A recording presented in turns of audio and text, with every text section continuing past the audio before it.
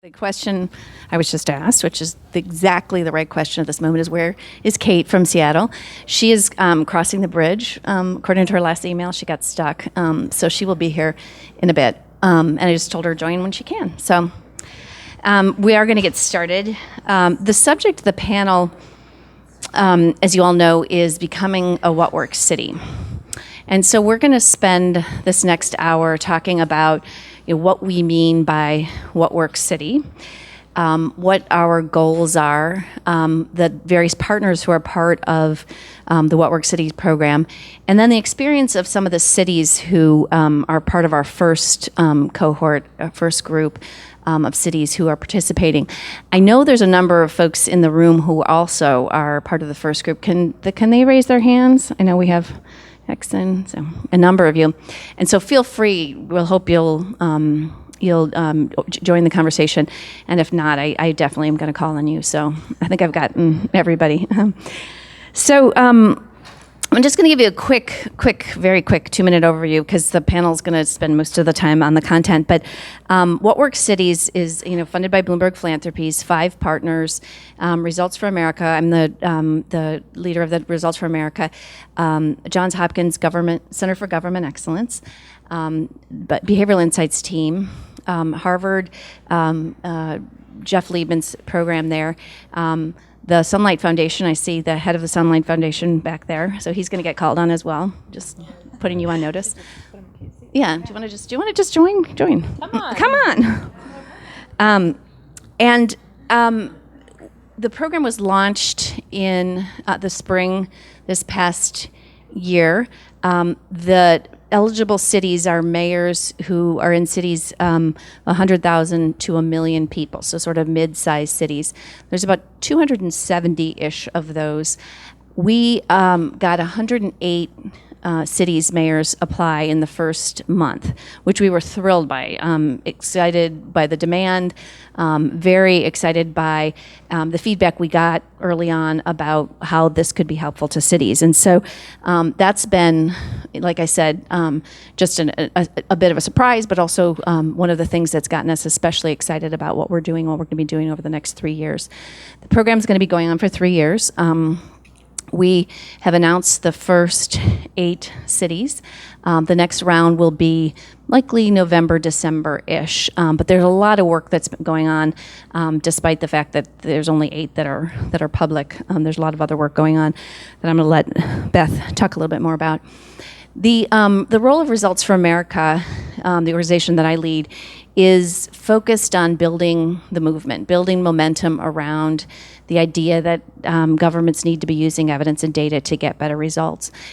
And so we're spending a good deal of time thinking about the ways in which we are excited about engaging mayors, engaging their teams, helping to provide the political cover when things are tough, to help them feel part of something that's nationwide. And this, obviously.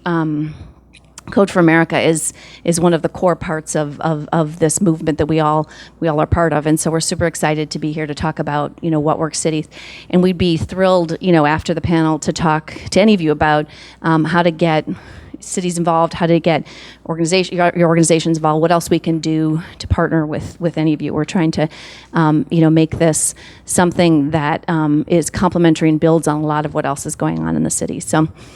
With that, I'm going to turn to Beth, who is the heart and soul of of What Works Cities, along with our. Then we're all in for it. Along with our other several partners, and so Beth, I wanted you to talk a little bit about the standard.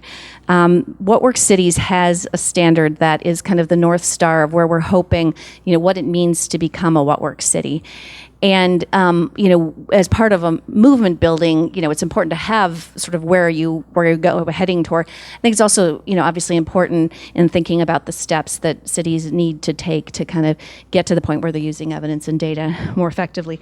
And so could you talk a little bit about the standard and why you think it's important and what are some of the components? Sure. So a couple of things that I think that I want to hit on about What Works Cities for those of you that are thinking about it or that are interested in learning more about it. It really came out of a series of conversations that Bloomberg Philanthropies had with mayors across the nation about what are the things essentially that are keeping them up at night. What are the things that they're having the most difficulty sort of grappling with, getting their heads around.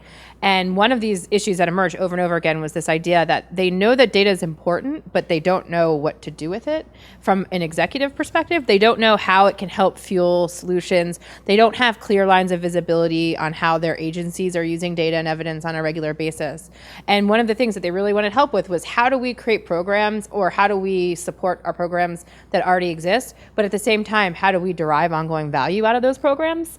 And so we started to do a bunch of research around what good looks like. And so a lot of the mayors that we talked to actually had elements of this work already happening in their cities. So the cities that are on this panel already were advanced cities around the use of data and evidence in their daily work. And we thought there's a lot to be learned from cities that are already doing this, and the cities that are on the sort of deep end of the maturity model or the high end of the maturity model, they're already also, they also have room to grow. There's opportunities for them to invest in their program, so we can think about what data and the use of data and evidence looks like in the future. And so we started to work with those cities and work with teams to understand what good looks like. And it sort of distilled into the What Works City standard.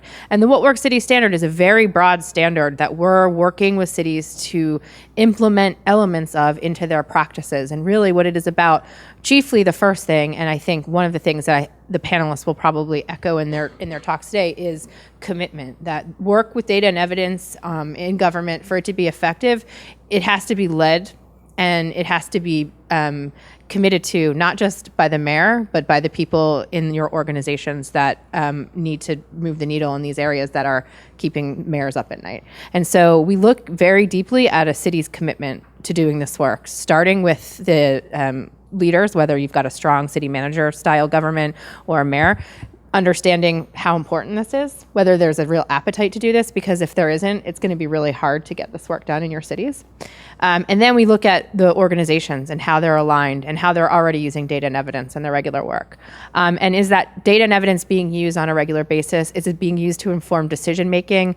How robust is that? What processes are in place for data and evidence to flow through your city? So we look at whether or not you have internal governance practices, whether or not you're using what would be considered best practices around the data sharing and evidence, and whether or not you have clearly stated public priorities that you're talking about, but doing that in a way that's measurable. So are you saying that you want to reduce crime, or are you saying that you want to reduce crime by 25% by the year 2018, and these are the ways that you're going to do it, and these are the programs that you're going to invest in doing it? And what we're looking at is to see basically the maturity of a city, and then figuring out ways to link into already existing priorities. We're not coming in to displace priorities, to set priorities for cities. We're coming in to say, hey, what are you trying to accomplish in the next 3 years? And how can we help you do that by investing in your practice so that you are doing what we would consider to be what is working in cities like yours? And so we are only working with mid-sized cities, and that is very deliberate. So these cities in this population band aren't New York, aren't Los Angeles, aren't the cities that have the resources and the ability to do things in a different way. So we wanted to work with cities that are going to be working within the same kind of capacity challenges and financial challenges. And so that also was really important to us when we were thinking about the creation of the program. So the standard is reflected in all of that. And basically it is trying to, and it is evolving. So as we were working with more and more cities, we're getting a better, clearer understanding of what good looks like. And then we're trying to help cities essentially invest in themselves so that they can get to that point. So the 4 parts are commit. So sorry, you're going to really test my knowledge, I'm right? gonna test it. So this is also like on typical. Martin O'Malley used to do this to me all the time. He's like, "What are the 4 standard tenets of performance tests?" But I'm going to give you 2 seconds to get to the 4. I can do it. I know you can. Commit, measure, take stock, and act. Yeah. Right. So this is on the website, and so those are the 4 sort of overarching tenets, and then there's sort of parts underneath. And as Beth said, it's evolving, and so we love to hear feedback on what's missing, what's should be tweaked, what might be more or less important. One thing is the standard itself is the goal is to make it as quantifiable as possible, to instead of saying like you need leadership, which we all know is important, being, what is concrete about the leadership. It's a commitment. It's, and then we have a set of things. So that's on the website. Then can we now talk about what you're doing at Johns Hopkins, Sure. At the Center for Government Excellence? So we are the Center for Government Excellence, GovX. If Andrew Nicklin's in the room, you can see he's wearing a very fashionable GovX t-shirt. Oh, so there he is. Yep. There it is. GovX, say turn around. Something on the back? Yeah, there is. What Works Cities. Oh, nice. Yeah, so hopefully you'll all be wearing these next year. So what are we doing? So we are completely new capacity at Hopkins. Our initial gift was from Bloomberg Philanthropies to support What Works Cities. So our sole focus is doing this work in What Works Cities. And we look at our job in sort of three key ways. The first way is we are doing the discovery sessions with all cities that are getting passed into the What Works Cities continuum. So we'll be in at least 100 cities in the next 3 years, where we're going to essentially be reviewing practices to figure out where there's opportunity to grow, who's really mastered some of this work, figuring out where the advantages are, where the opportunities are. And so we're doing this work with discovery. And while we're doing that, we're creating essentially a baseline where we're looking at and trying to figure out where the practice is, and also measure sort of where the practice evolves to. The second piece of what we're doing is we are working with our partners at the Sunlight Foundation to work on open data programs and practices in 100 cities. So the Sunlight Foundation is really taking the lead on creating a policy framework for our work. And Chris is here, so it feels a little strange and weird to be talking about it. But they've done a great job at helping our cities understand the importance of creating sustainable programs. And so they are thinking about how to scale very quickly, standardize policy language, executive order language, get tools and resources into cities very quickly, because we know that in order for these programs to survive, we need to get some things on the books in order to give them legs and to make them really viable. And so once we stand up the program, then we're working with cities on those things that do reflect the good of an open data policy, an open data program. So we're looking at how data moves. Hey, Kate. We're helping cities figure out how to either advance their open data practice or to seed open data practice. And then the third sort of pot is where I think my subject matter expertise is probably lending itself most, is on the performance and analytics side of our work. So how can we now help cities that have freed their data, they've got good data, strong policies in place, that data is moving through their city? How do they start aligning that to outcomes? And that can be aligned to outcomes in a number of different ways. And then how do they start using that data to inform decision-making in policy, decision-making in legislation, decision-making in budgeting, and getting the data to start working for them internally? And so those are the three areas that we're focused on. We're also working with our partners at Results for America to create to amass a comprehensive knowledge base, so that all of the tools and support that we're providing is open and usable by all cities, and then also to create peer-to-peer networks, right? So to really help cities who want to do this make connections with each other. There's no better coach, there's no better mentor for one city than another city. And so our idea here is to nurture those relationships and to help cities lead each other so that they can learn from each other, so they can be great at being number two at something, and so that we can really share in the successes and also share in the challenges and what helped cities overcome those challenges. And Chris, do you have anything to add about Sunlight? I am going to call on you. So do you have 2 words to say about Sunlight and your work at Sunlight Foundation? I guess just the one piece of context that I would add, that for people who are already working at the local level, you understand that. But at Sunlight, we work with, we do international projects country to country. We were founded to do work with the federal government.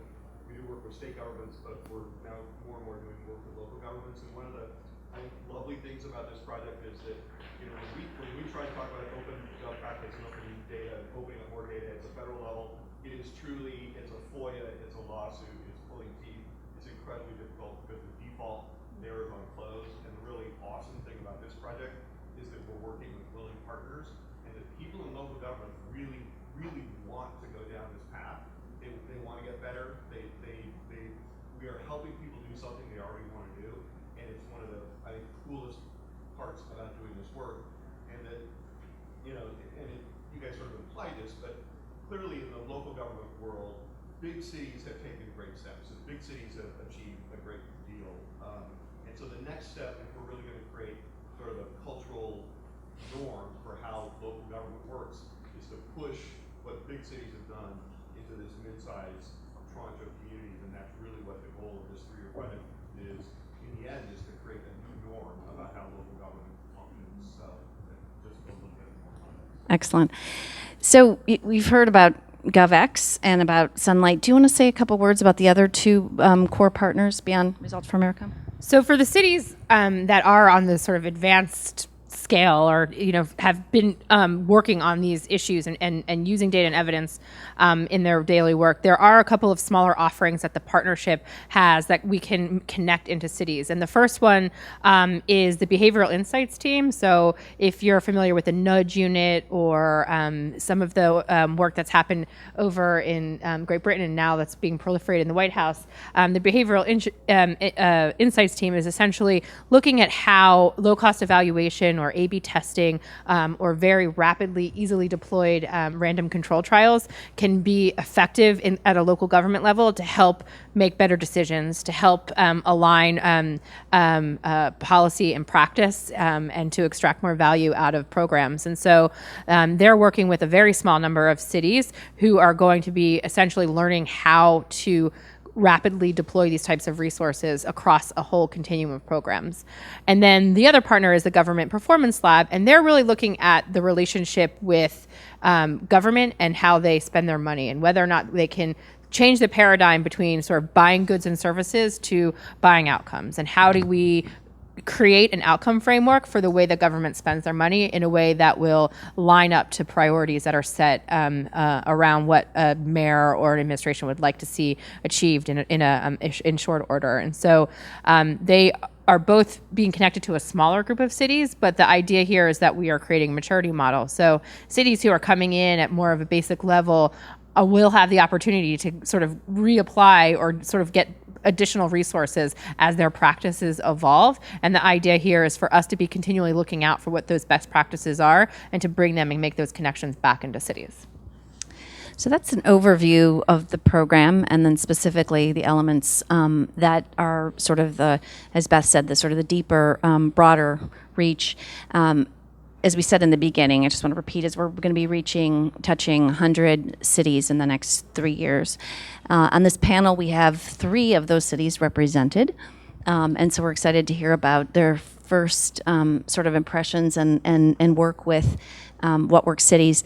So Oliver, I'm going to ask you the first question, Oliver from New Orleans, about open data and sort of what are you doing to strengthen open data practices? And maybe we can talk a little bit about why it's a priority for the mayor. Sure. So we've had an open data platform since 2011 or 2012 or so. And it was just kind of started out of the basement, both kind of literally and also metaphorically.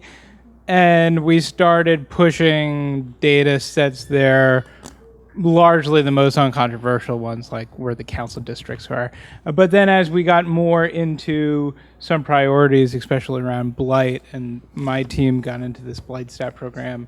So my day job is I'm the performance management and analytics guy for the city of New Orleans. And we started our work in blight.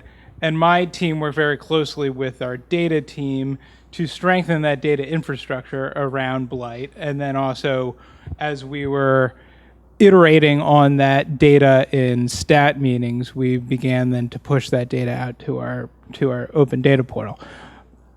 I say all that to say we already had a data portal out there, but it was all very ad hoc how data was up there. We didn't really have any standards in place in terms of metadata, any prioritization framework. It was just very improvisational. So we're in the middle of our second term right now, and so we really saw this opportunity to have an open data policy, not as a kickoff to an open data initiative, I think the way a lot of other cities look at it, but really as a way to enshrine what we've been doing on it, put some policies and procedures and some formality and uniformity. That's not a word, but you know what I mean. Around it so that it will endure. And we're also in the middle of really growing the data that's in our open data portal. One, by having all the data sets that back up our 350 or so odd measures up on our open data portal, and we want to accomplish that by the time we leave in 2018. So in order to grow our data portal at that scale, we knew we had to have some standards of how we do that. Excellent. I'm going to come back to you with more questions, but Theresa, Louisville, you are one of the folks who have been interested in the low-cost evaluation, the sort of nudge work. Do you want to talk a little bit about why that is interesting to you, given everything else that's going on in Louisville, and how things have been evaluated in the past, and why this is sort of most interesting to you? Yeah, sure. So my title is Chief of Performance and Technology. So similar to Oliver, I started sort of in the performance space and setting up a stat program and doing data analytics. And I think one of the things that was most telling and compelling for us when What Works City's partners came in to do that initial assessment that Beth talked about was looking at the full continuum of the standard. And we had a lot of those elements already in place because in Louisville, we set up our Office of Performance Improvement back in 2012. And we've been looking at the priorities that were those of the mayor and have done a strategic planning effort, have done a performance management side. So we know what we want to do, we know how well we're doing at it, and we're also working to close the gap between current performance and where we want to get to. But one of the things during that assessment where we had the mayor, we had our chief of staff, we had all of the directors and or chiefs who we thought were aligned to priorities that we would be discussing with the assessment team in the room, we realized that the commit side, the how are we actually using the data to change policies that are going to be longstanding, not just to work on projects that are localized, how are we actually committing to changing the way that we do our budget process, and how are we actually using best practices and data to inform changes to the way we deliver our programs. Again, not just projects, but programs.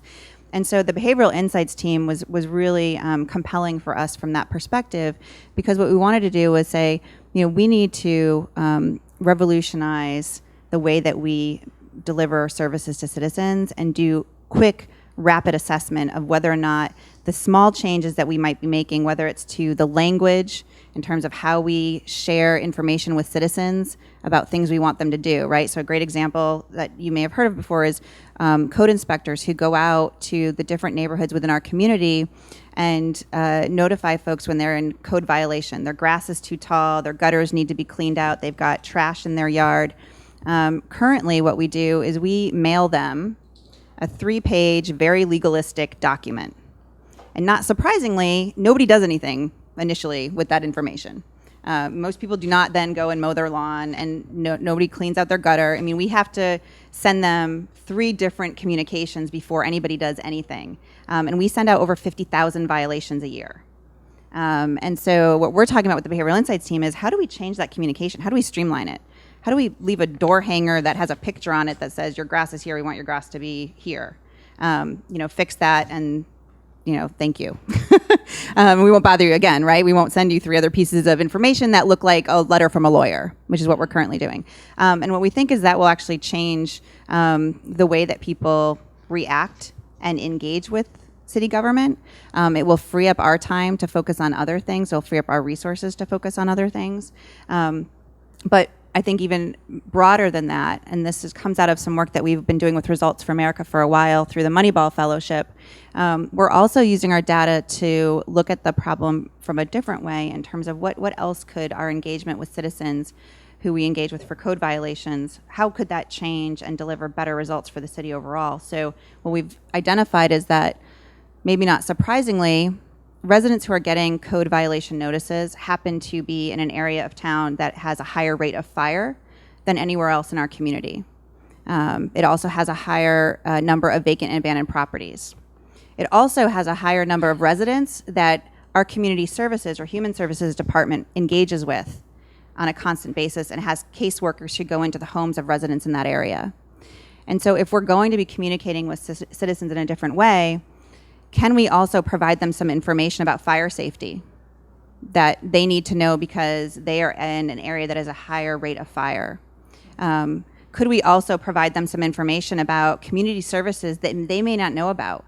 We're really concerned that our community services department, which is supposed to be helping low-income individuals become financially self-sufficient, isn't actually serving the most needy citizens in our community who need their resources. And so if we know that they're likely in this neighborhood and in this area and are going to be getting some engagement with someone from city government, can we share more information with them in a more streamlined fashion so that not only do they take care of their code violation, but they maybe do something differently as it relates to fire safety, and or they contact city government for a service that they didn't know that they were going to have access to. And so maybe we're putting a lot in on the behavioral insights, but I think that they are going to do a lot to help us take data and commit to doing things differently to deliver better results for citizens. Thank you. So as you can tell, this program is issue agnostic. It's not focused on a particular city challenge, although they tend to cluster in certain areas. This is very much about giving the tools to mayors and hoping that these tools live on past any particular election or person and become embedded in kind of how government's working and as Chris said earlier, become a norm. Kate, welcome. Thank you for joining us. I know you were headed from San Francisco and got stuck on the bridge. Everybody knows all about that.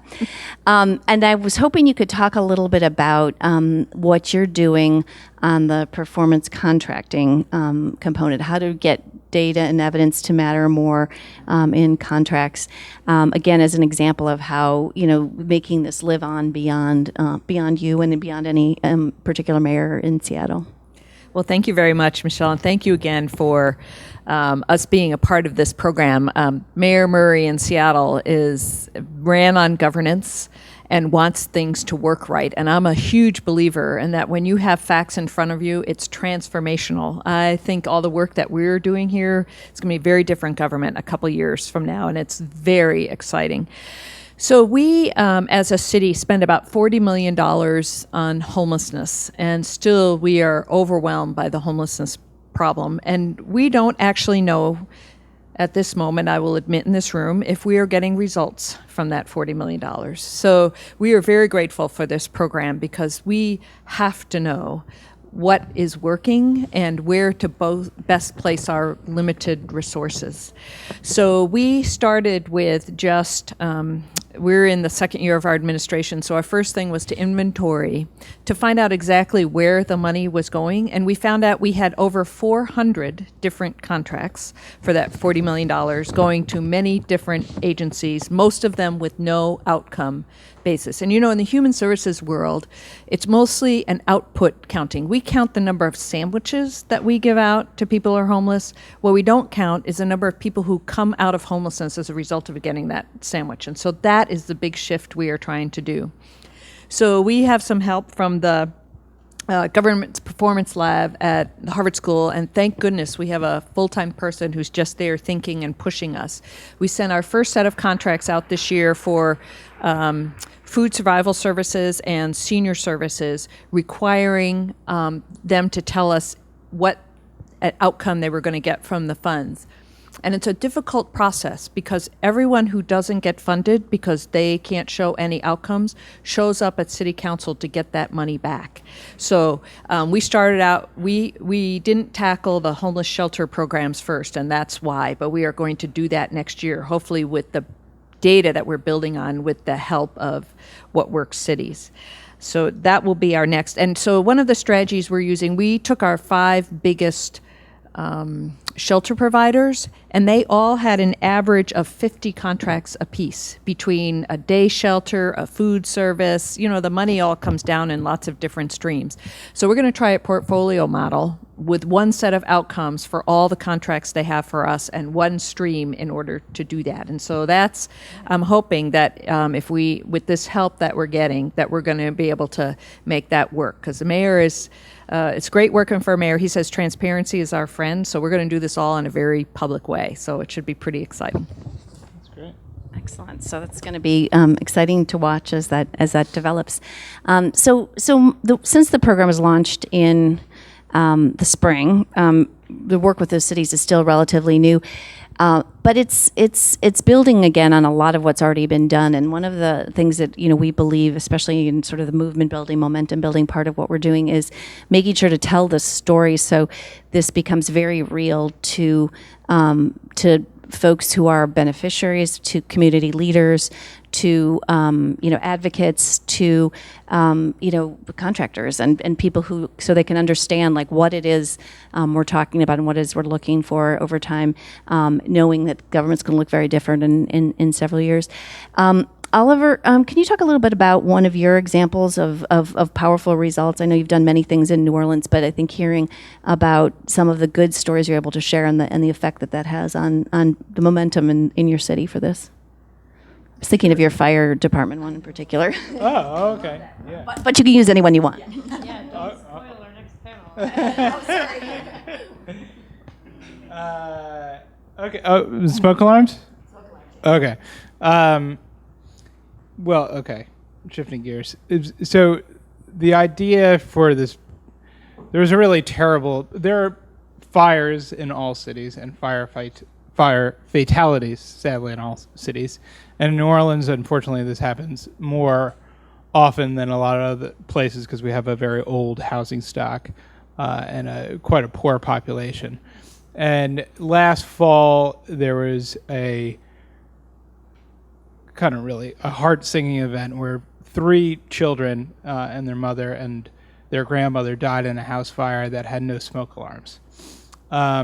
And our fire chief, I think is one of the best fire chiefs in the country, really wanted to do everything in his power to prevent more deaths like this from occurring. And we had an existing program. I think a lot of other cities have this program where if a resident calls 311, a firefighter will gladly go out to their house and install a smoke alarm. We get these smoke alarms free from the Red Cross and from the state fire marshal. So we literally have thousands of these smoke alarms in our firehouse, and we have people in need, and it's just about connecting the dots. So the fire chief wanted to actually have the firefighters go door to door to begin knocking on doors in their districts to see who needed smoke alarms. But of course, in a city where you have 150,000 structures, finding those houses that are actually in need is a bit like finding a needle in a haystack. So what we did is we worked with him and an analyst on my team, Dylan Nags, who did a really great job on this project, worked to create a map for them that identifies those neighborhoods most in need.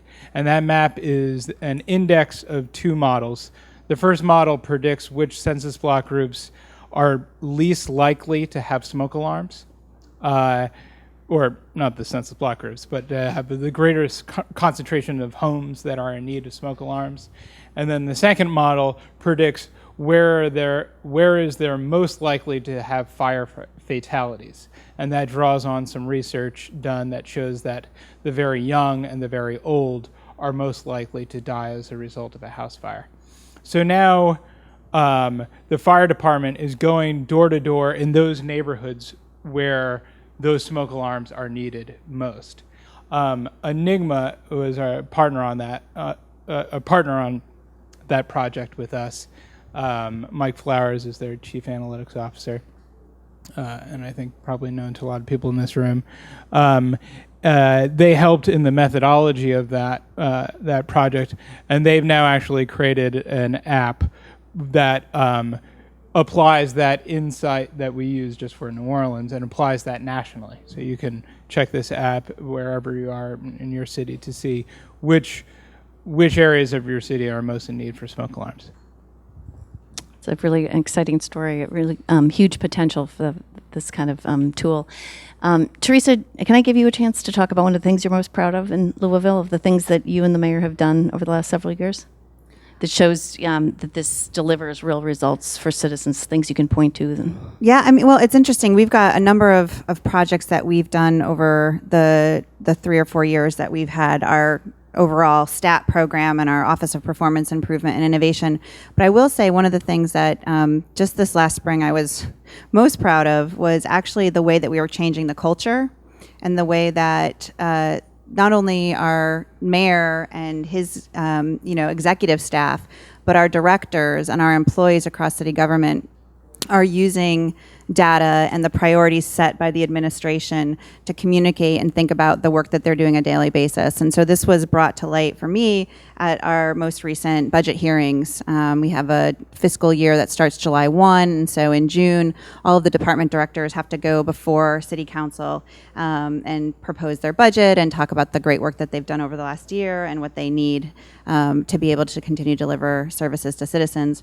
And, transparency sometimes is a dirty word because people who've been in government for a while feel that that is going to be used against them. And our council didn't want to lose that chance. And so, they were very clear to pull some of the metrics and the things where departments weren't performing well in city government and show those back to the department directors and say, hey, you've got these metrics that are red and they've been red for a while. And what are you doing to make them better? And why, aren't you performing well? And to a T, every director that I heard, and I watched almost every council hearing on our Metro TV, because I'm a nerd like that, to a T, our directors would say, you're right, I know that metric is red, and the root cause of our poor performance against that metric is this, and here are the initiatives that our team and staff are working against to try and make that better. Why it's important is because it relates to the mayor's initiative on lifelong learning in our community, or it relates to building a vibrant future. It relates to the goal of reducing crime by 3% by 2020. And the language that they were using and the just clear alignment of a common language that's centered around data and evidence and priorities and planning initiatives that would sort of map and flow from all of that, in my mind, is the biggest sort of success and win that we've had thus far. I've been very just proud of seeing that. And then on a very specific one, just to answer on a project, we also have been able to use the data and use best practices and some of the things that I think Beth talked about in terms of learning from other cities about what they're doing to drive down our injury rate within city government. We had a lost time injury rate for some of our agencies that was as high as 30%. So employees could get injured on the job, 1 in 3 chance if they came to work. And we've continued to drag that number down and have seen huge improvements in the safety of our culture within city government, which means more employees are, able to work and able to do their job and able to go home safely to their families, which is, I think, also really important. Excellent. So before I turn to all of you for questions, one last question to you, Beth, which is you have been working with performance management and performance and focused on open data for a decade? Is it a decade? You're probably shocked. She's since she was 10. Yeah. So what makes you most excited about What Works Cities, and what makes you most optimistic that this reach 100 cities in 3 years is possible? So I think the biggest opportunity for me is that I did start this work almost 12 years ago, and when I felt very alone when I was doing it, and I didn't have anyone to say, hey, we're trying to get more kids to eat school lunch. Like, are you trying to do that? What data are you looking at to see? Like, what are the strategies that you're trying to use? And there were so many opportunities for me to learn from my peers that there was no network. There was no one to turn to where I could say, how are you doing this? How are you, how come? I know I'm not the only one who's trying to solve this problem. And so I think one of the most exciting elements of What Works Cities is this network, right? Is the fact that it's not a mayor-to-mayor connection, it's a program-to-program connection. And the work that we're doing at the center is really focused on just creating a common language so that when you're talking about what blight means in New Orleans, that you can go to Detroit, to Baltimore, to Jackson, to wherever you are and say, this is what a blighted property, this is the definition. We have a common language that we can speak to. We can support your work by helping to figure out what are the best standards for you to get your data into so that we can start creating that common language. And then how can we proliferate the resources that are required for you to do this, so you don't have to pay exorbitant amount of money for consultants to come in to do things that aren't necessarily a great fit for what you're trying to do in your cities. And so the opportunity for us is immense to doing this in an open way so that you can learn from each other, and then for you to do it in a way that creates standards so that we can start to really understand how to very quickly scale best practices and solutions, so that if Oliver has figured out a way to do this to get people to avoid the next residential housing fire, then there's now 100 cities in a pipeline that can take that information, can take that knowledge, quickly deploy that resource, localize it, normalize it, and then we can reduce residential housing fires have a much larger impact. And I think that really is at the very core of the opportunity. Very exciting. So we've been interrupted 3 times by our neighbors' applause. So I'd like you to give even louder applause to our panel, please.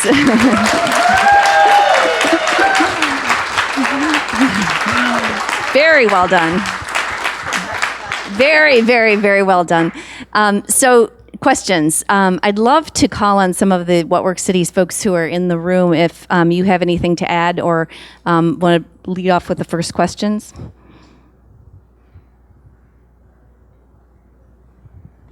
Carlos Moreno, I'm the co-captain for the Tulsa Brigade. All right. And thanks, Chris, and thanks, Beth. We're also one of the first 8 What Works Cities.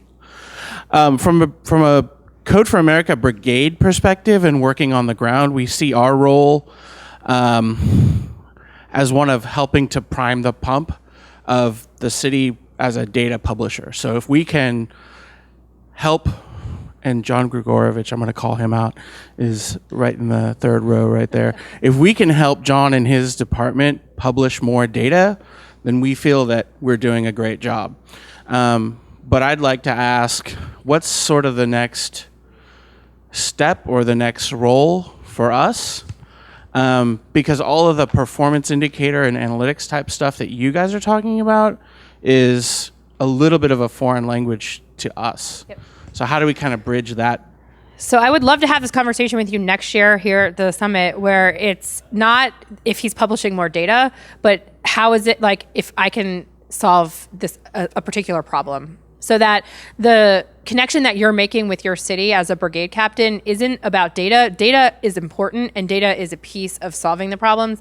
But I would love for you to be talking about how you reduce crime in your community, how you made a meaningful connection between a vulnerable population and a service that was desperately needed. And data is a backdrop of all of that, but we need our brigades to be focusing on what are the most challenging problems that our governments are facing, and how can we best solve those problems by using our skills as data stewards and as people who have abilities or that can round out capacity that might not exist in government. But you also are bringing another critical eye to the conversation so that you can ask difficult questions, so that you can really help in the sort of really enterprise-wide problem solving, and having data be sort of the language or maybe the framework. And I'm sure Andrew can probably add better color around all of this. But I think that if we do our jobs right, you become not just a civic hacker or a brigade that's focused on data, but that you are a collaborator in problem solving for our cities, and that you are really part of the solution to the 21st century city problems. And really that for us, I think, is the golden nugget of opportunity. Can I add one? I just want to add one thing to that, because we've got a great partnership with our Code Brigade, the Civic Data Alliance in Louisville. And an example to, I think, Beth's point that I spoke about yesterday, where we presented with our Civic Data Alliance and with the American Printing House for the Blind, was that our Code Brigade actually brought to the city this need to release more of our data about our building addresses and our street information, so that the American Printing House for the Blind could import that into an app that lets the visually impaired actually see what is around them, and not just, get a GPS about how to go from one place to another, but then to also know that Starbucks is on the corner and at this intersection is a 4-way stop sign and traffic is one way, or whatever it is. And so, to Beth's point, I think the brigade, who can be out there in the community talking with some of these other organizations or nonprofits, can also help highlight for the city what type of data should we prioritize, because we only have a limited number of resources. We would love to put all of our open data out there. We have an executive order that makes data open by default, but we can't just release everything immediately. And so we want to be releasing the things that are going to be the data sets that will be used by other organizations in our community, whether they're nonprofit or for-profit companies, to actually solve community needs or challenges for our residents. And so at the most that you can do to highlight that and work with your cities to release that information, I think the better it will be for everybody.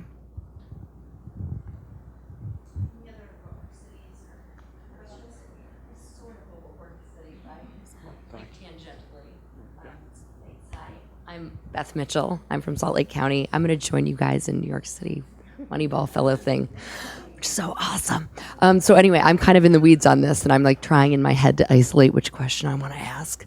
But sort of what I want to ask is there's sort of this, data or fatigue that happens in government where just getting the data from people is difficult, and they think that that's the heavy lift. And then you realize, oh no, if we want to have these more qualitative conversations, we need to be able to integrate the data, smoke detectors in the right neighborhoods. So we right now are trying to find a way to integrate databases, so that leads to procurement issues. And so it all goes back, finally kind of trickles to these issues of data governance.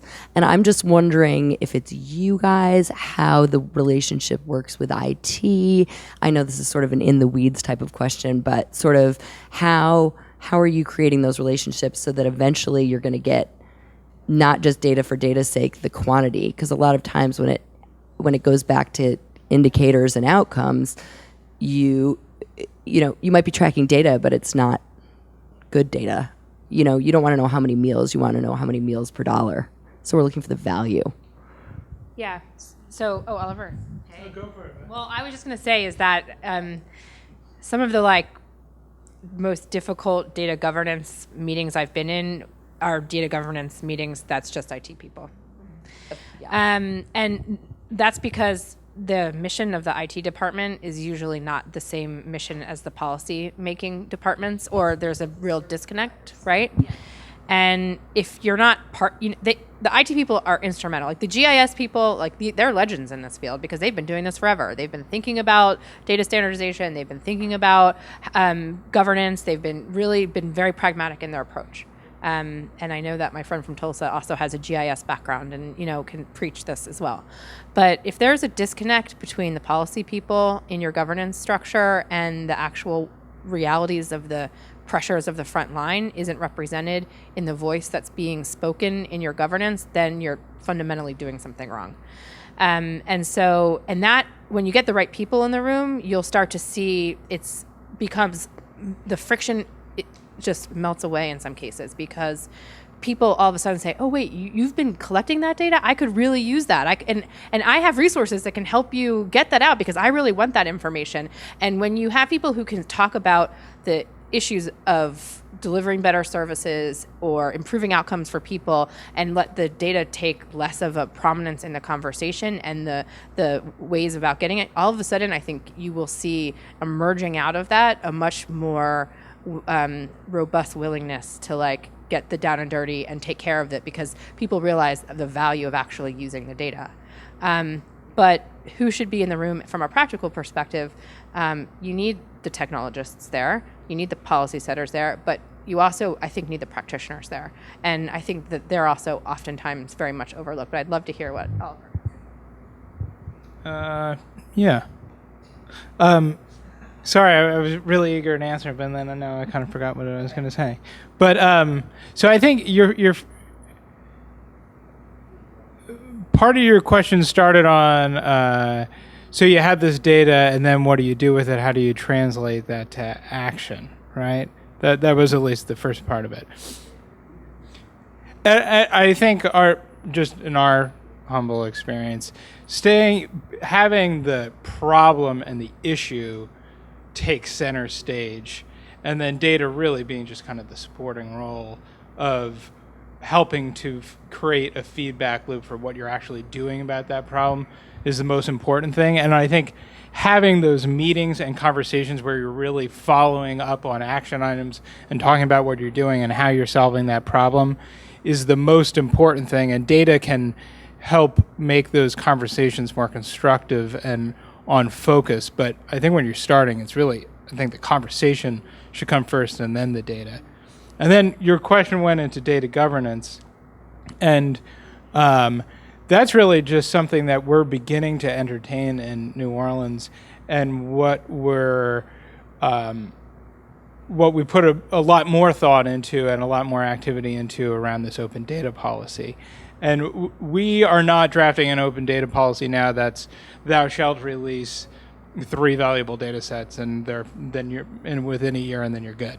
It's more about creating the environment in which you can catalog all your data sets and then make thoughtful, considered decisions on what should be public, what should be not, who's responsible for updating it. So we've, through the policy, are creating that the raison d'etre for a data governance committee to exist, and what their role will be going forward. But I think I think it's related to this what works thing, because I think policy can help set that in motion. Well, talk about privacy for a second. So the flip side of open data policy is a really solid privacy policy. And I'm glad our partners from Sunlight are here, because we are about to put up on our website a complete citywide policy programs. You know, we're getting driven to this by body cams and all kinds of other things that are happening. And every department now will have a chief privacy lead. So I'm hoping that, I think if we're going to want to have all the data open, we have a responsibility to protect what people are giving us in data. So I'm hoping that this doesn't add yet one more layer before data can get out, but I think it is an important thing to do. And I want to let you know, because you will be able to go to our website in the next couple of weeks and pull it all off and use it. And Mike Mattmiller did a tremendous job yesterday. That's why he's here. Yeah, cool. And he did a great talk. And if you have an opportunity to get access to his talk that he gave yesterday, he did a great job at laying out kind of not only what they're doing around privacy, but they really leveraged a great relationship with their university. And the University of Washington has been helping. And I can't encourage more partnerships like that. You all have anchor institutions in your cities, and I think the more you can take advantage of those relationships, I think the better off we all are. I would just want to add too, in terms of the data, being driven by the priorities or the challenges that you're trying to address. So again, to this idea that, there's millions of pieces of data that each city has. It's not all valuable. It's not all relevant. And so hone yourself towards the things that are addressing priorities and challenges and opportunities that you're trying to address as a community, as set, by the administration or others. And then what I would also say, and it might be obvious, but our experience is, the data is only as good as what is entered into the system, and people only enter good data in if they're going to use it in the future. So if you have operations that are putting things in and never pulling it out, it's going to be crappy, right? Because there's no reason to audit it, right? There's no reason, they don't care what they write in there, right? So they can put text into the code, they can put something else in there because they do, and then you can't do anything with it. And it's because they're not using it on the back end at all. And so you've got to create that loop where people are putting information in or data in, and then they're getting information out from that data, because then they audit themselves. And you should really think about yourselves as the customer before you think about the citizen, because you can make your own data, be good, and you're using it, and then it becomes really valuable for the public, right? And Andrew Nicklin knows that better and asks really good questions about that kind of stuff when you're in this partnership. Other questions?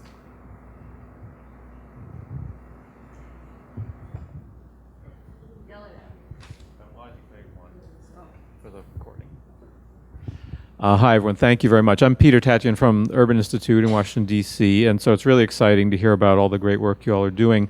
But I was wondering if you could say a little bit more about the actual structure of the program. So what is it that cities get for being part of the What Works initiative, and what is expected of them in exchange? Yeah, sure. So it's a great question. And so essentially, what does a city get? So a city raises their hand and says, I want to be a What Works cities. And so then what? So the next phase of it, It's the mayor who raises and it's the mayor who raises the hand. So the commit part is on the part of the mayor. And there's the very first thing that they get is this discovery session. So we come in during the discovery session, and it's led by someone from my team, and there's typically other subject matter expertise that will come into a city for the discovery session.